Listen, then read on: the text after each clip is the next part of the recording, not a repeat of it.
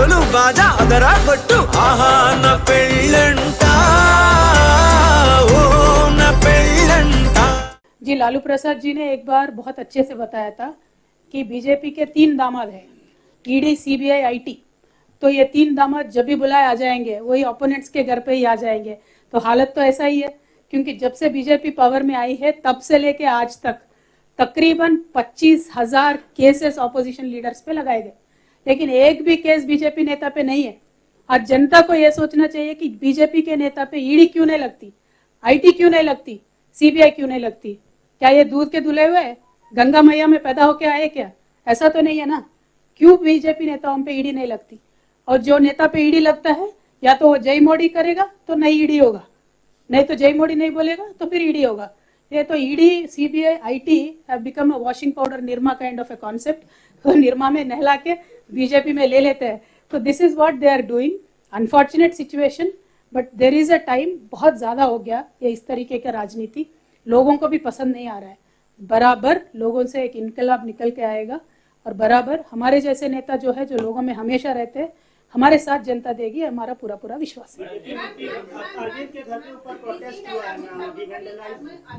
जी अरविंद जी हमारे ये क्या बोलते, बुरदा नहीं मट रहे हिंदी ना, दे लोग कीचड़ के तरह होते हैं हमारे अरविंद जी।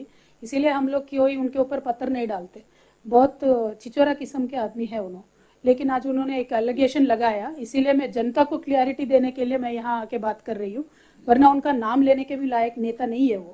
आज अनफॉर्चुनेट है बीजेपी में इस तरीके के नेता है।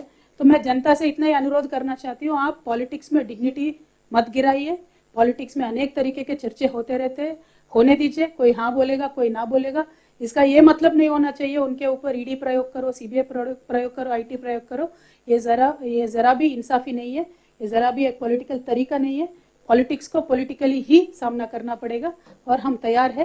Thank you so much. जय तेलंगाना। जी लालू प्रसाद जी ने एक बार बहुत अच्छे से बताया था कि बीजेपी के 3 दामाद हैं, ईडी, सीबीआई, आईटी। तो ये 3 दामाद जब भी बुलाए आ जाएंगे, वही ओपोनेंट्स के घर पे ही आ जाएंगे। तो हालत तो ऐसा ही है, क्योंकि जब से बीजेपी पावर में आई है तब से लेके आज तक तकरीबन 25,000 केसेस ऑपोजिशन लीडर्स पे लगाए गए, लेकिन एक भी केस बीजेपी नेता पे नहीं है। आज जनता को यह सोचना चाहिए कि बीजेपी के नेता पे ईडी क्यों नहीं लगती, आईटी क्यों नहीं लगती, सीबीआई क्यों नहीं लगती। क्या ये दूध के धुले हुए गंगा मैया में पैदा होके आए क्या? ऐसा तो नहीं है ना। क्यों बीजेपी नेताओं पे ईडी नहीं लगती?